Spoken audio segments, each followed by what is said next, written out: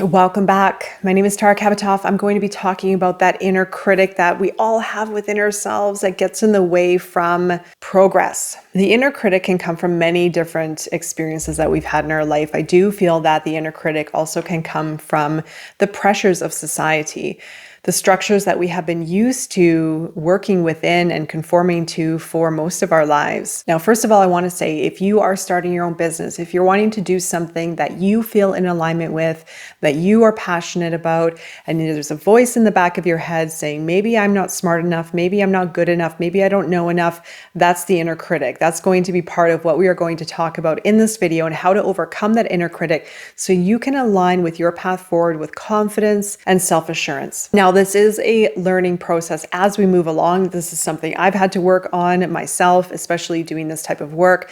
Knowing that, yes, I am on the right path. This is what I'm meant to do. This is what my heart is leading me towards. And I want to differentiate the heart versus the mind versus the mind I'm also mentioning as our inner critic and our false limiting beliefs. We have such an incredible opportunity to understand the interplay between our heart and our mind. And by the mind with this particular video, I'm talking about our subconscious mind, or even also, I would think, our analytical mind, overthinking, overanalyzing. When we are connected with our heart, when you are dropping into your heart, your inner knowing, your higher self, your inner guidance, whatever you want to call it, when you are tuned in with yourself, your pure self, you are going to know deep down what you want to do, even if it's a little tiny knowing. Sometimes it takes a while to understand really what it is, maybe what you want to do, what you're meant to do, what your path forward is calling you towards. Sometimes it takes time, but sometimes, and depending on where you are in your path, you might already know, you might already have a feeling, and some of you out there might already be on the path, and you may run into roadblocks that may prevent you from continually moving forward with confidence and ease. These roadblocks we have within ourselves can be massive. They can put a huge wedge in progress for us, preventing us from moving towards our future, to moving towards our destiny with confidence, with flow and ease. It can also prevent us from even finding our passion if we feel that we need to be part of the old society, meaning the patriarchy, meaning we have to have a certain level of education or certain steps in order to be someone or someone who can help others, which isn't necessarily the case. There are so many people in this world who are born gifted. Probably this is speaking to you. There are many of us here who are born gifted, who have unique talents and gifts that we truly want to share with the world. And sometimes it takes a while to connect with that, and that is okay. There's a process to this. There is no race against time. And I have to also mention, do not be hard on yourself if you do not have your path aligned yet, or if you don't know what you want to do, or you don't have that purpose. That's completely fine. I truly feel that we are the purpose. Sometimes we can search externally for what we're meant to do, or what we should be doing, or what we feel might be accepted in society, or having a certain job and certain accomplishments by a certain age, etc. I feel that finding the flow within the very present moment is where we get to create regardless. And through that flow and through the present moment, you will find your path. You will find what lights you up. And I feel that it's an inside job 100%. It starts from the inside, understanding that we can find creativity right now. We can find flow right now in the present moment. So what can we do to hone in on the present moment and make the best of today and find that flow and find that creativity and see what comes up? When we're in flow, when we're letting go of the pressure of time, of money, of stress, of what we put on ourselves, we're really hard on ourselves. When we let go of that and we find that just that space of flow and trust and ease and creativity, ideas will come to us. Opportunities will come to us. I feel that there is part work and part effort, but also if we are trying really hard to find our purpose, or if we're trying really hard for those results, we're putting extra pressure on the process, and we're probably missing out on other opportunities or for being open energetically for those synchronicities to happen, because those synchronicities are real. They definitely do exist. I've experienced it many times, especially when I find myself letting go. But I also find in society, coming from this old system that we've been part of for hundreds of years, the patriarchy, I find that there is a very very pronounced tendency to fall into not good enough, not having enough education, not having the right credentials, not being good enough, as in not knowing enough and not being good enough with oneself to make change happen in this world or to create an impact, etc. That's not the case. There is no right or wrong way of doing this. And I'm learning this more and more as I move along. I have tripped myself up so much down this path because I have thought over and over again that I don't know enough. I don't know if I'm actually making an impact in this world, even though I want to. And I definitely know I'm on the right path, but I constantly get in my old way of thinking and I trip myself up over and over again, even though it is a learning process unto its own. And I am giving it the right amount of time for it to unfold and for me to learn and grow through the process. But I truly feel that there are so many people in this world who are gifted, who are talented, who have desires to do things that they feel in alignment with, but what is preventing them is the inner critic, not good enough, not smart enough. Maybe it's not going to be accepted. Maybe people are going to criticize. Maybe people are going to judge. Then this inner critic kicks in and completely sabotages the growth of their path moving forward.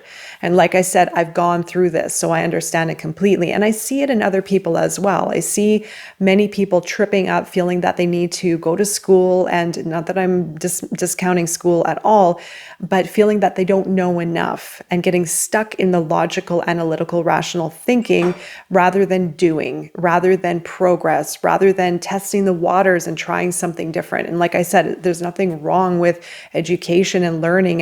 And truthfully, this is a type of learning. Doing is learning. Being curious is learning. Being experiential is learning. And there are so many ways to go around this. Like I said, there is no right or wrong way to this, to our destiny, to the path that we feel called to. The inner critic will come in. And I feel, like I said, it's a construct of our societal conditionings that we have been part of for a long time. It's also the construct of our own feelings of ourselves deep within our subconscious, maybe not feeling good enough or worthy enough, or feeling that we have to give excessively in order to fix and help. So this is a bit of an interplay, as I mentioned. I'm going to be highlighting 6 reasons why the inner critic could be existing and steps to shine light on the inner critic to release from the grips of its power. There can be a protective mechanism that is built within us that protects us from failure. So the inner critic can come up and prevent us from movement altogether. It may act as a shield protecting us, but it prevents us from growth and progress in a certain direction. The second one is going to be internalized messages, where we may replay messages that we had received when we were a child, maybe criticism that had been put towards us when we were young, that ends up replaying within our subconscious. What if I make a mistake? Maybe I'm not good enough. Maybe money is bad, or this profession is not credible or acceptable, or maybe this way of doing things is not good enough. This could come in as internal dialogue. So just be aware if that is happening within yourself, because these can be reprogrammed. This is coming from unconscious belief patterns that have been buried deep within since early life. The third one is social comparison. This is where we can find ourselves comparing ourselves to others, a very dangerous place to be, because we can continuously feel that we are not good enough if we are comparing ourselves to others' success, learning styles, or accomplishments. Remember that everyone is on their own path. You are on your unique path. You have your own unique way of doing things, and it's so important to honor that. The fourth one is going to be fear of rejection. This can be the fear of not meeting expectations.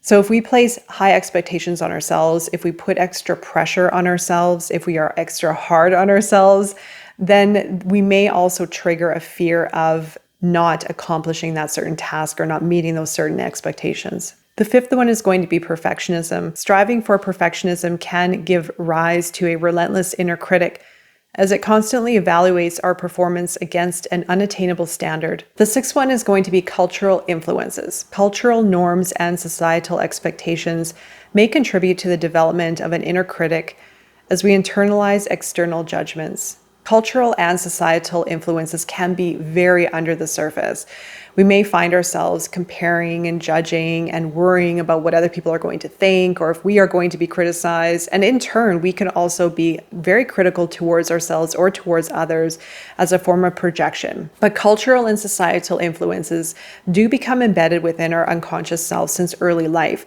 This is part of our collective shadow, if you will. This is part of the web of societal conditioning and indoctrination.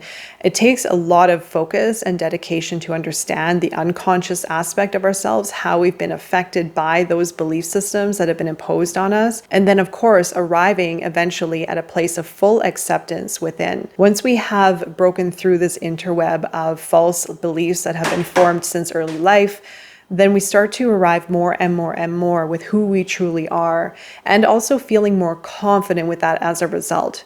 That is the whole point of this work. It is to break these layers, dismantle these layers, shine light on the shadow aspects, on the unconscious self, so that we can become more aligned and more whole and feel more complete within ourselves, which actually also does make us feel more confident. It does help us feel more confident and empowered with our decisions, who we are, and our path forward. I don't know if you've gone through this yourself, but I have faced many internal critics. I think I've had a team of internal critics in the background of my unconscious self telling me that I'm not good enough, I don't know enough.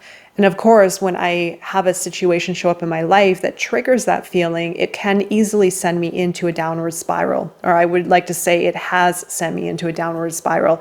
I have noticed a huge shift within myself since I have done this work, this deep unconscious work, that I have become more confident with who I am, the path that I'm on, and what I'm doing. As Buddha quoted, "Your worst enemy cannot harm you as much as your own unguarded thoughts." Thoughts create our reality. Our thoughts can create the stories and the narratives that we can find ourselves in, not good enough, not successful enough, being hard on ourselves, when all we need to do is return into that alignment within our true knowing, within our heart, within our higher self, and find that peace within and connect with our light and our knowing about who we are and what we are designed to do. All right, so some meaningful steps to overcome the inner critic. The first one, of course, is going to be awareness and acknowledgement.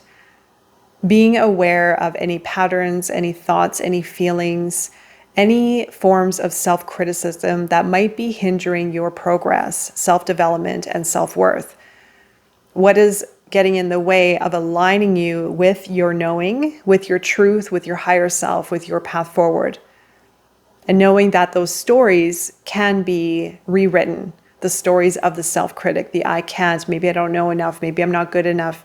Those stories can be completely rewritten through self-awareness and acknowledgement. The second, practice self-compassion, knowing that you are on a path of self-development, of growth, of alignment. When we hit those moments of, I don't know if I'm on the right path, I don't know if I can, maybe I don't know enough, maybe I'm not smart enough, comparing ourselves to others, etc., this is the perfect time to create the change through compassion, not being hard on yourself or not being putting extra pressure on yourself, but by being compassionate and knowing that when the critic comes in, it's a perfect time for change. To face the critic and say, hey, I see you. I don't believe you. I'm going to go over there and follow my truth. If you keep doing this, you're going to break a pattern. And remember, we are very habitual creatures. This is a natural biology that we have within ourselves, but we can rewrite everything. The third one is going to be challenging negative self-talk. This is the inner critic. This is when we are hard on ourselves. This is where we can find ourselves being really hard on maybe our failures, maybe what we're doing wrong, maybe what we've done wrong, maybe our mistakes, maybe not being good enough, maybe not being effective enough, maybe not being on the right path or the wrong path. So this is going to be an exercise of just being aware of the thoughts and knowing that by observing them, you will start to let them go. You will start to realize where those stories are truly coming from so that you can rewrite them into something more constructive, something more positive, and something more aligned with your true authentic self. The fourth one is going to be identifying triggers. If you find yourself up against a situation where someone might trigger you, maybe questioning your self-worth or your knowledge or your wisdom, or even maybe up against friends, or it could be anything, and even in a social environment or even within yourself, Pay attention to how you feel as a result. Now, triggers are great. It's not again, as I mentioned in other videos, it's not about the other person saying something or doing something that makes you feel maybe insecure or maybe brings up a feeling of uncertainty or questioning yourself. What they say, what they do, they're doing their own thing. They're on their own path. What they say or what they do that may be triggering something within the unconscious self is a perfect time to look within. When we become triggered, that is the optimal moment for self-reflection. That is the optimal moment to work on releasing something that may need to be addressed, buried within the shadow. When we become triggered, we may automatically fall into negative self-talk. We may feel down about ourselves. We may not feel good about ourselves. We may internalize it, and it could also hinder our self-growth and alignment with Him. So it is simple awareness of the triggers. How is someone making you feel based on what they've said or based on maybe who they are? And what is the true reality of that situation? But identifying triggers is a powerful time for change. The fifth one is going to be separating criticism from reality. This is where we have the dualities of ourselves, if you will, separating the critic versus the true reality. The critic, the inner critic, as I mentioned, is going to tell us a certain story. There's going to be a narrative that may come up that we're not good enough, that maybe we're not ready right now, maybe now is not a good time, maybe we don't have enough of what it takes to make it, etc. That's the inner critic. That is coming in, telling us false stories about ourselves versus reality of, yes, I feel aligned. Yes, I can do this. I'm in the process right now of learning, of creating. All I need to do is start and move myself into this direction, looking at your reality through a different perspective. The sixth one is going to be reframing failures as learning opportunities, right? When we have failures, they are a powerful time for learning and for growth. Many people who fail may not try again. And myself, I have a history of failure. I can write books and books on failure. And at some points, I do get tired and worried about repeating those same failures. This is very natural. It is very common because failure can bring up unconscious wounds or unconscious beliefs that have been buried deep within. So we can look at failure as a learning opportunity, something for growth that's opening up a whole new chapter or a whole new area for growth or for creation. Or we can look at failure as I failed, I'm not good enough, I'm not worthy enough. What if people are going to judge me? What if I fail again? So you can see the two differences between how we can look at our reality. So it is really understanding that failure does offer a great opportunity for learning and for growth. And through failure, new opportunities arise. The seventh one is going to be cultivating positive self-talk, understanding what is the narrative that you might be saying to yourself or others. Remember that what is happening within ourselves here on a deep internal level, within our subconscious, within our unconscious self, can also be projected in unconscious ways into our outer world. Maybe in how we are talking about ourselves or how we are approaching other people or situations, or even what we are saying to ourselves in return. Maybe even focusing on the accomplishments, focusing on your strengths, your passions, what you have done in your past, what you have overcome, and who you are becoming today. These are all areas that we tend to overlook in favor for more of the negative qualities or the failures or the aspects that we might not be proud of. So try and shift into a constructive and empowering viewpoint and talk about what you've done. Talk about your wins.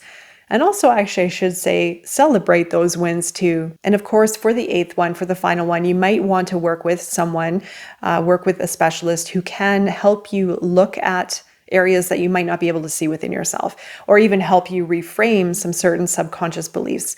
The work with the unconscious self is quite difficult sometimes. And sometimes it does take an outside perspective to shine light in areas that we can't see within ourselves. We can become very used to thinking a certain way or operating a certain way, believing a certain way or feeling a certain way. It does sometimes take an outside perspective to help us look at ourselves a little bit differently or reframe the way that we've been used to observing ourselves and our reality. But these areas that I've been highlighting here should help shine light in certain aspects within yourself. As I said, self-awareness is huge, is crucial. Also being aware of where you are being being hard on yourself, or where are the roadblocks being created on your path moving forward. And also knowing that we often get in our way. These are things that I have had to work through myself. That is why I like speaking about it, because I know how difficult it can be, but I also know that yes, we can work through these and we can create change through simple self-awareness and continually working on this as a daily practice so that we can start to dismantle these old layers that are buried within our subconscious and create new and positive constructive beliefs in alignment with our greatest good and highest self. So I hope this offered some guidance on your path forward and beyond, and I look forward to seeing you again very soon. Take care.